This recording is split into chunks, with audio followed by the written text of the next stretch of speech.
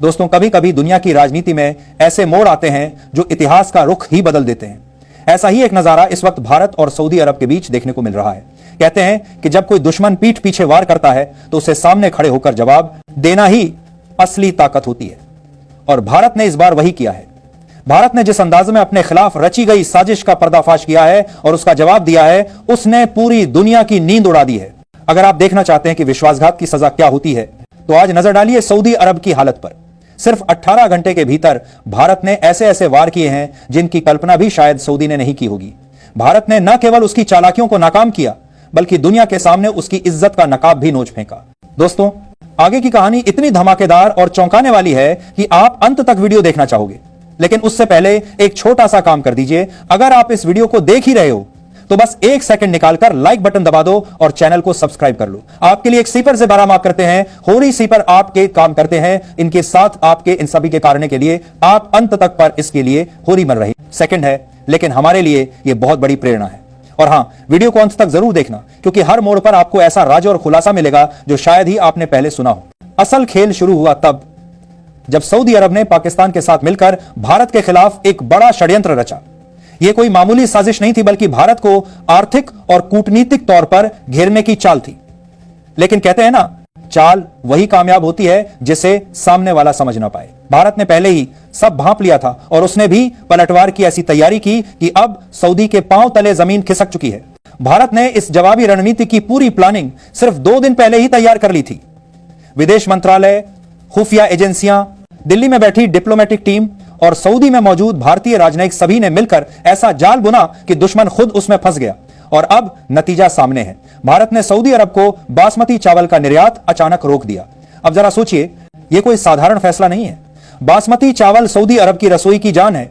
वहां की आधी से ज्यादा सप्लाई भारत से जाती है, और अचानक भारत का यह कदम सऊदी की जनता और सरकार दोनों के लिए बिजली गिरने जैसा साबित हुआ। सऊदी की आयात टीम हड़बड़ाकर दिल्ली पहुंची।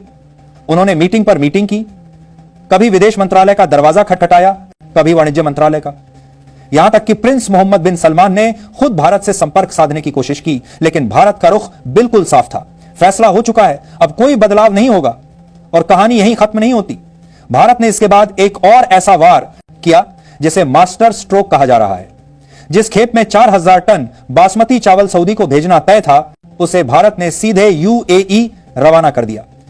यानी सऊदी का नुकसान और उसके सबसे बड़े प्रतिद्वंदी का फायदा। यह सिर्फ आर्थिक झटका नहीं, बल्कि उसकी प्रतिष्ठा पर सीधा तमाचा था।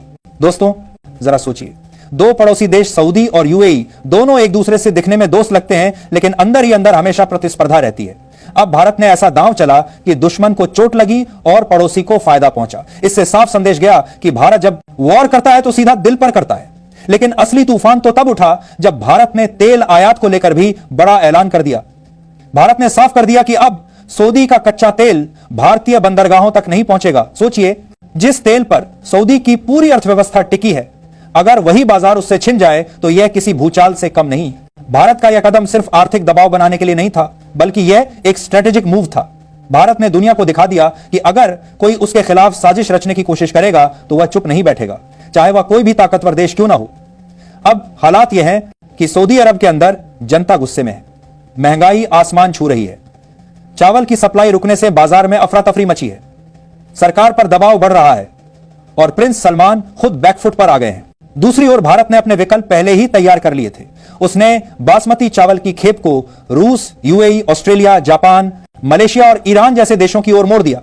यानी भारत के पास बाजार की कोई कमी नहीं, लेकिन सऊदी के पास विकल्प लगभग शून्य। यही रणनीति का असली खेल है। अब सवाल उठता है कि मुस्लिम जगत इस पूरे घटनाक्रम को कैसे देख रहा है। दोस्तों, सच्चाई यह है कि सऊदी की साजिश का पर्दाफाश होने के बाद कई मुस्लिम देश उससे किनारा करने लगे हैं। दोहा में हुई मीटिंग में सऊदी ने पाकिस्तान को खुला समर्थन दिया था और भारत के खिलाफ एजेंडा बनाने की कोशिश की थी, लेकिन भारत के जवाबी वार ने उन सभी देशों को सोचने पर मजबूर कर दिया। दरअसल मुस्लिम जगत में लंबे समय से एक होड़ रही है खलीफा बनने की। कभी सऊदी अरब खुद को मुखिया साबित करना चाहता है, तो कभी तुर्की। लेकिन इस बार भारत की चाल ने सऊदी को कमजोर कर दिया है। 18 देशों की मीटिंग में से 14 देशों ने साफ कर दिया कि वे अब सऊदी के साथ नहीं, बल्कि भारत के साथ खड़े होंगे। सोचिए, वही देश जो कल तक सऊदी की हां में हां मिला रहे थे, आज भारत को अपना स्ट्रेटेजिक पार्टनर मान रहे हैं। क्योंकि उन्हें भी दिख रहा है कि आने वाला समय भारत के साथ खड़े होने में ही फायदेमंद है। सऊदी का दबदबा धीरे धीरे खत्म हो रहा है। अब सबसे मजेदार बात, पाकिस्तान जो खुद को सऊदी का खास साथी मानता था, वह पूरी तरह अलग थलग पड़ गया है। उसे उम्मीद थी कि मुस्लिम जगत उसके साथ खड़ा होगा और भारत पर दबाव बनाएगा, लेकिन हुआ इसके उलट। सऊदी ने ही पीछे हटकर पाकिस्तान को अकेला छोड़ दिया। यानी जिस पर पाकिस्तान ने भरोसा किया वही उसका साथ छोड़ गया।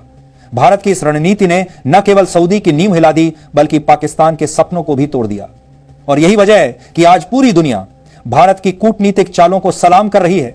सऊदी अरब की सरकार अब बयान देने पर मजबूर हो गई है कि भारत हमेशा उनका भरोसेमंद पार्टनर रहेगा।